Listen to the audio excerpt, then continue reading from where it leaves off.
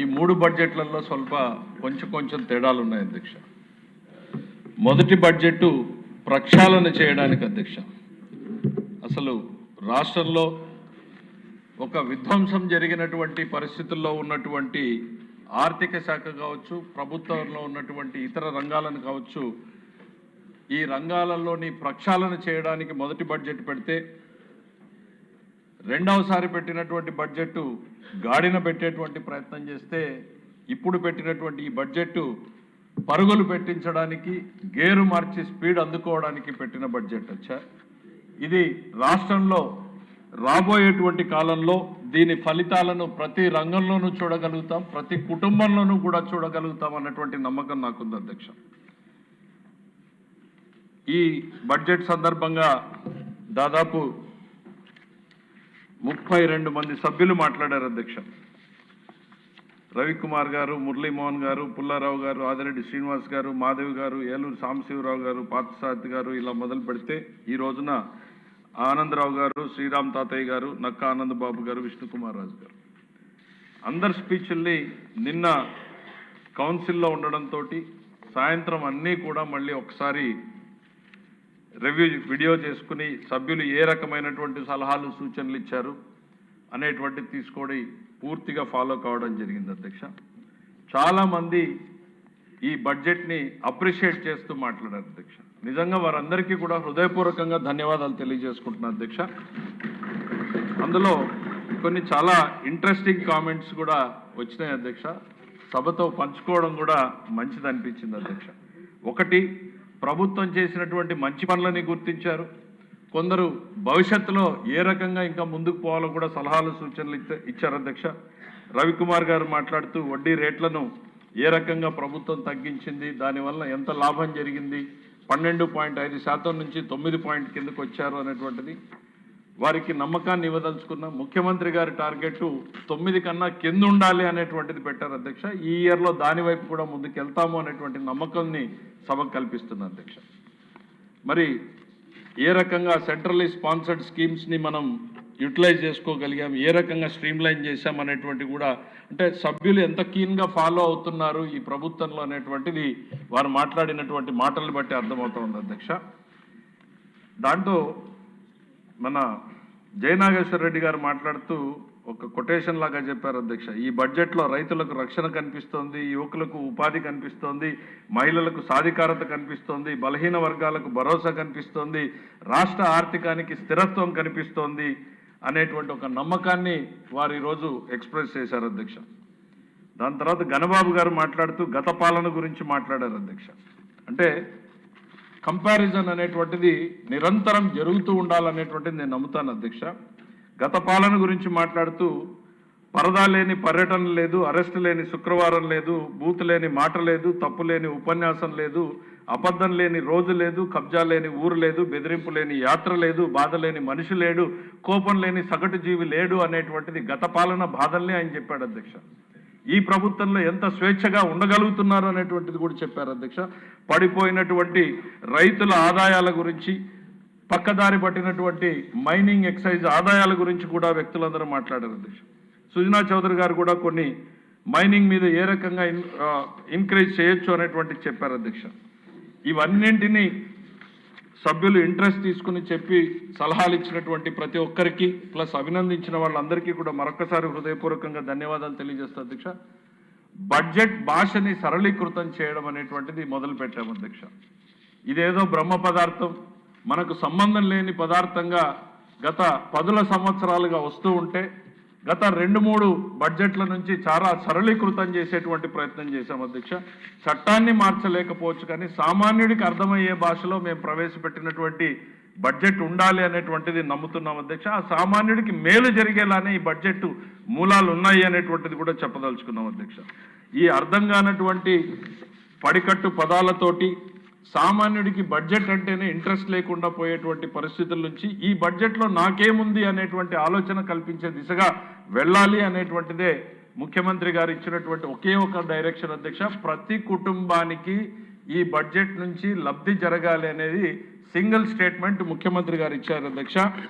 ఆ రకంగానే రూపొందించినటువంటిది అధ్యక్ష. ఇది రాష్ట్ర బడ్జెట్ కాదు అధ్యక్ష, ఇది ఫ్యామిలీ బడ్జెట్ అధ్యక్ష. రాష్ట్రంలో ఉన్నటువంటి ఒక తల్లి తన కుటుంబాన్ని ఏ రకంగా నడుపుతుందో, నిధులు తక్కువ ఉన్నా, కష్టాలు ఎన్నున్నా, ఇబ్బందులు ఎన్నున్నా తన పిల్లలకు మాత్రం కష్టం రాకుండా నడుపుతుంది అధ్యక్ష. అదే స్ఫూర్తిగానే ఈ బడ్జెట్ని రూపొందించాం. ఆ ఫ్యామిలీ బడ్జెట్ల సమాహారమే ఈ రాష్ట్ర బడ్జెట్ అనేటువంటిది నేను మీకు తెలియజేయాలనుకుంటున్నా అధ్యక్ష. ఏ రకంగా లాభం జరుగుతుంది ప్రతి కుటుంబానికి అనేటువంటిది మనం చూసినప్పుడు అధ్యక్ష, ఈ 3.32 లక్షల కోట్లని విభజిస్తే ప్రతి కుటుంబానికి లబ్ధి చేకూరేలా ఉండాలి అన్నటువంటి ముఖ్యమంత్రి గారి ఆలోచనే దీనికి పునాది అనేటువంటిది ఈ సందర్భంగా తెలియజేస్తా ఉన్న అధ్యక్ష. ఇది ఫ్యామిలీ బడ్జెట్ అని ఎందుకు అన్నాము అని అంటే అధ్యక్ష, 1-2 చిన్న ఎగ్జాంపుల్స్ అధ్యక్ష. ఇప్పుడు అన్నా క్యాంటీన్ మనం పట్టాం అధ్యక్ష, 1000 కోట్ల రూపాయలు ఇక్కడ కనపడతాయి అధ్యక్ష. ఈ అన్నా క్యాంటీన్ 1000 కోట్ల రూపాయల్లో ఎట్లా లాభం జరుగుతుంది అనేటువంటిది ఆలోచిస్తే అధ్యక్ష, ఒక కూలీ చేసుకునేటువంటి కార్మికుడు తమ కష్టాన్ని నమ్ముకుని సాయంత్రానికి కూలీ తీసుకెళ్లేటువంటి వ్యక్తికి 3 పూటలా బయట తినాలంటే రోజుకి 100 రూపాయలు 120 రూపాయలు అవుతుంది అధ్యక్ష. నెలకు అదే తీసుకుంటే 3,600 రూపాయలు అవుతుంది అధ్యక్ష. కానీ ఈరోజు ఈ ప్రభుత్వం పెట్టినటువంటి ఈ అన్నా క్యాంటీన్ వలన 450 రూపాయల్లోనే అతను 30 రోజులు తినగలుగుతున్నాడు అధ్యక్ష. 2,500 రూపాయలు తన కుటుంబానికి అదనంగా తీసుకెళ్లగలుగుతున్నాడు అనేటువంటిది ఈ సందర్భంగా గుర్తు చేస్తున్నాం అధ్యక్ష. ఈరోజు స్త్రీ శక్తి పథకాన్ని ప్రవేశపెట్టాం అధ్యక్ష. తల్లి కూతుర్ని చూడాలనుకున్నా, కూతురు తల్లిని చూడాలనుకున్నా, తను పండించిన కూరగాయల మార్కెట్కి తీసుకెళ్లాలనుకున్నా, తాను వచ్చే ఉద్యోగంలో నాకు 10 రూపాయలు మిగలాలన్నా ఎంతో తపన పడతారు అధ్యక్ష. ఈరోజు ఈ ప్రభుత్వం చేసినటువంటి ఈ స్త్రీ శక్తి పర్యటన వలన దాదాపు ఒక్కొక్క కుటుంబానికి మేము లెక్కేసుకున్నాం అధ్యక్ష. అంటే 40 కోట్ల ట్రిప్పులు జరిగాయి అధ్యక్ష. ఇప్పటికి ప్రతి కుటుంబానికి 2,500 3,000 రూపాయలు మిగులుతుంది అధ్యక్ష. అన్నా క్యాంటీన్లో కొంత మిగలొచ్చు, స్త్రీ శక్తిలో కొంత మిగలొచ్చు, గ్యాస్ సిలిండర్లో కొంత మిగలొచ్చు, లేక తల్లికి వందనం పేరుతో కొంత మిగలొచ్చు, రైతు భరోసా మనం అన్నదాత సుఖీభవ ఏదైతే ఇచ్చామో రైతులకు నమ్మకాన్ని పెరగడం ద్వారా ప్రతి కుటుంబానికి ఆర్థిక పరిపుష్టిని చేసే రకంగానే ఈ బడ్జెట్ సమాహారం ఉంది అధ్యక్ష. ఒకవైపు ప్రతి కుటుంబానికి నేరుగా లబ్ధి చేస్తూ, మరోవైపు వాళ్ళ భవిష్యత్తుకు అవసరాలకు ఉపయోగపడేటువంటి ప్రాజెక్టుల మీద పెట్టుబడుల్లో కూడా ఏ రకంగానూ తగ్గకూడదు అన్నటువంటిది మా విధానం అధ్యక్ష. అదే రూపంలోనే దీన్ని రూపొందించడం జరిగింది అధ్యక్ష. ఈరోజు మనందరికీ కూడా సభ్యులు అందరూ కూడా చెప్పారు అధ్యక్ష, at the cost of repetition మళ్ళీ చెప్పాలి అధ్యక్ష. గత పాలనకి ఈ పాలనకి తేడా ఎంతుంది అనేటువంటిది చెప్తూనే ఉండాలనేటువంటిది నేను అంటూ ఉన్నా అధ్యక్ష.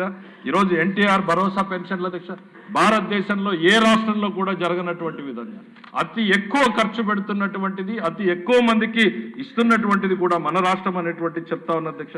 ప్రతి నెల 63 లక్షల మందికి అధ్యక్ష. గౌరవ ముఖ్యమంత్రి గారు ఎక్కడున్నా కూడా ఒక స్టాండర్డ్ ప్రిన్సిపల్ అధ్యక్ష, పెన్షన్లు లేట్ అవ్వడానికి వీల్లేదు, శాలరీస్ లేట్ అవ్వడానికి వీల్లేదు అనేటువంటిది స్టాండర్డ్ ఇన్స్ట్రక్షన్ అధ్యక్ష.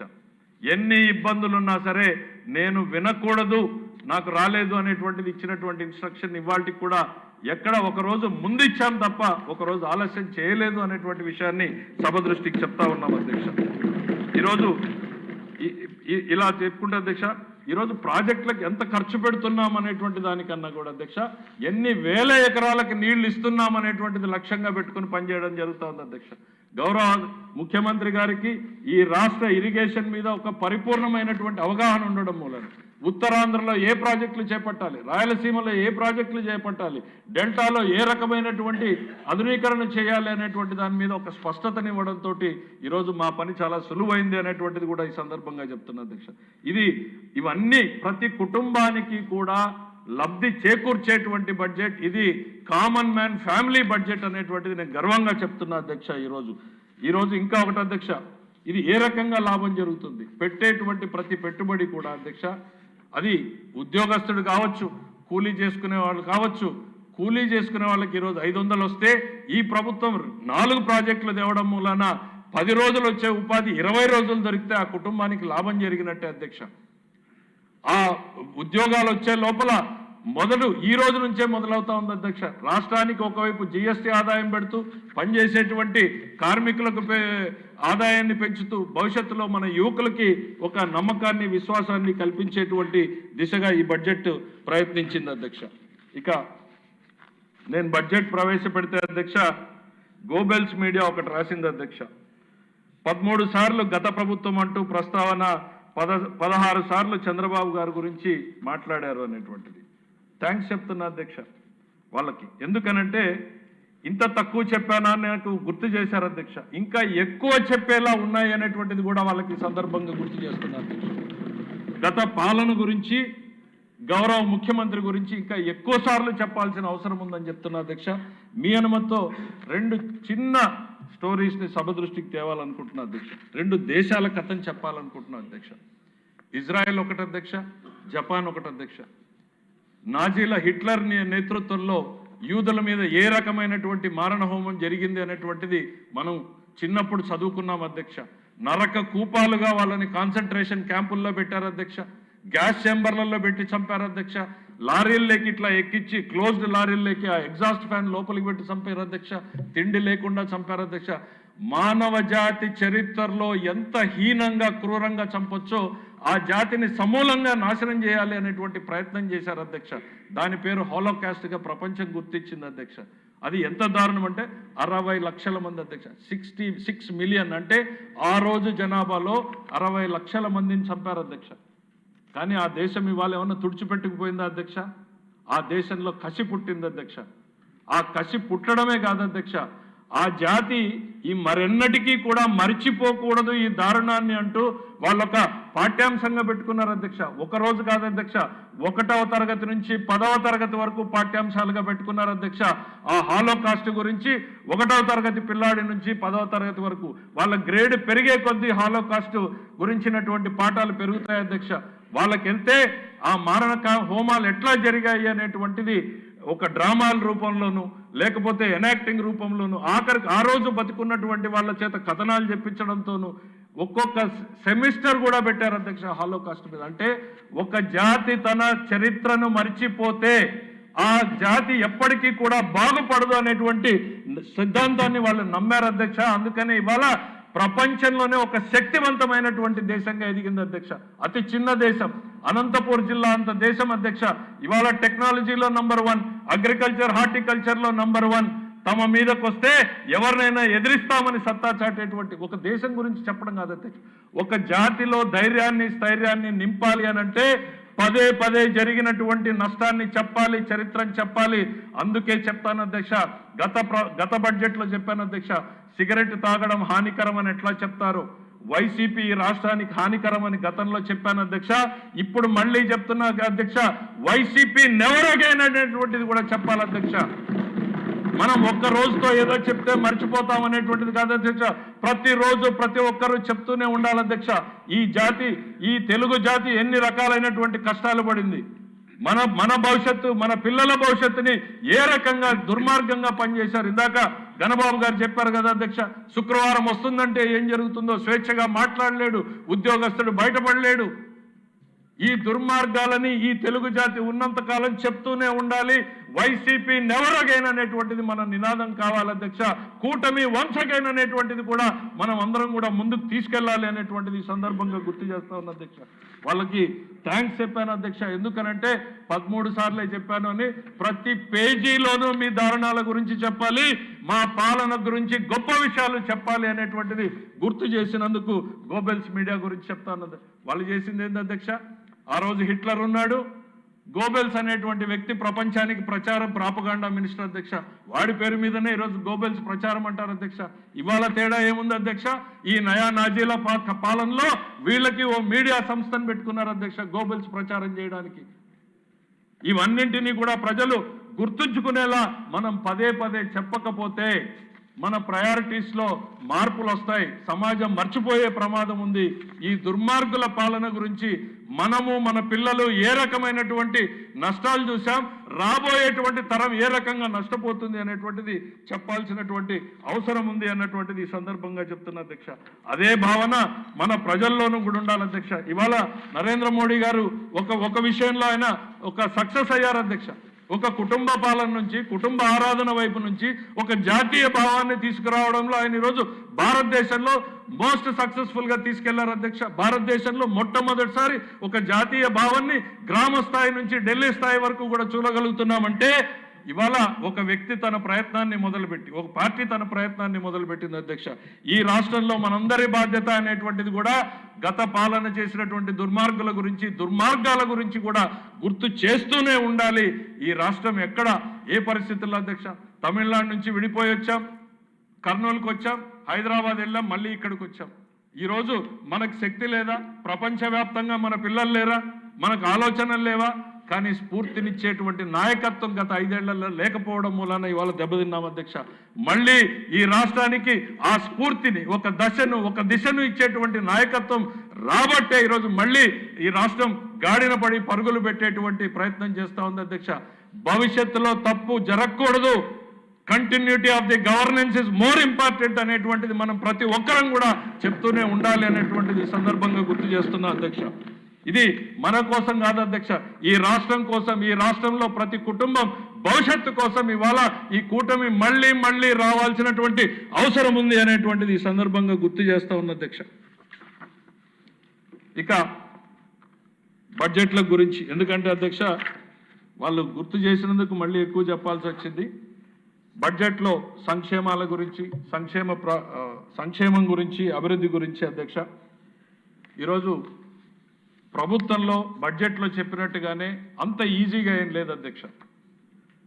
డే టు డే ప్రతిరోజు కూడా నిత్యం సంఘర్షణ జరుగుతూనే ఉంది అధ్యక్ష. ఆర్థిక శాఖలో ప్రయారిటీస్ చేయాల్సినటువంటివి ఎక్కువ ఉన్నాయి, చెల్లించాల్సినవి ఎక్కువ ఉన్నాయి, మనకు వస్తున్నటువంటి పరిమిత ఆదాయం ఉంది. కానీ మాకున్నటువంటిది ఒకటే ఒక నమ్మకం అధ్యక్ష.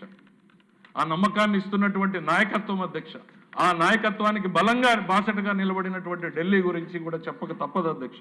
ఎందుకనంటే అధ్యక్ష, ఈరోజు ముఖ్యమంత్రి గారు ఎప్పుడూ చెప్తూ ఉంటారు అధ్యక్ష, 80 లక్షల టన్నుల చెత్తను వదిలారని. రాష్ట్రంలోనే కాదు అధ్యక్ష, ప్రభుత్వంలో దానికి మించినటువంటి చెత్తను వదిలేసిపోయారు అధ్యక్ష. ప్రతి శాఖలో కూడా మంత్రులు ఎప్పుడు కూర్చొని మాట్లాడినా ఉన్నా కూడా ఏ డిపార్ట్మెంట్లో ఎంత చెత్త వదిలిపోయారు అనేటువంటిది డిస్కషన్ నడుస్తూ ఉంది అధ్యక్ష. దాన్ని ప్రక్షాళన చేయడానికే సమయం అంతా కూడా సరిపోతుంది అధ్యక్ష. ఈరోజు మాకు వచ్చినటువంటి వారసత్వ సమస్యలు గతంలో కూడా చెప్పాం, నేను చెప్తూనే ఉన్నా అధ్యక్ష. ది కాస్ట్ ఆఫ్ రిపిటేషన్ పదే పదే చెప్పాల్సినటువంటి అవసరం ఉంది. 9,74,000 కోట్ల రూపాయల బకాయిలు పెట్టిపోయారు అధ్యక్ష. ఉద్యోగస్తులకు కావచ్చు, లేకపోతే చెల్లించాల్సినటువంటి బిల్లుల విషయంలో కావచ్చు, సగం నిలిపేసినటువంటి ప్రాజెక్టులు కావచ్చు, నిర్లక్ష్యం చేయబడినటువంటి ప్రాజెక్టులు కావచ్చు, ఇలా ప్రతి రంగంలోనూ హాస్పిటల్స్కి ఇవ్వలేదు అధ్యక్ష, స్కూల్ పిల్లలకి ఇవ్వలేదు అధ్యక్ష, మధ్యాహ్న భోజనానికి ఇవ్వలేదు అధ్యక్ష, ట్యూషన్ ఫీజు రీయింబర్స్మెంట్ ఇవ్వలేదు అధ్యక్ష, ఆఖరికి చిక్కీలలో కూడా బకాయిలు పెట్టిపోయినటువంటి గత ప్రభుత్వం అధ్యక్ష. అవన్నింటినీ కూడా సరిచేసి నిశ్శబ్దంగా పనిచేసుకుంటూ వెళ్తా ఉన్నాం అధ్యక్ష. ఎందుకనంటే ఒకే ఒక నమ్మకం అధ్యక్ష, ఈ రాష్ట్ర ప్రజానీకం మా మీద పెట్టినటువంటి నమ్మకాన్ని మేము మర్చిపోవడం లేదు అధ్యక్ష. ఏదైతే కూటమికి ఒక్కొక్క ఓటు పడిందో అధ్యక్ష, ఆ ఓటు వెనకాల వాళ్ళ ఆలోచనలు, ఆకాంక్షల్ని మేమందరం కూడా గుర్తుపెట్టుకుంటున్నాం అధ్యక్ష.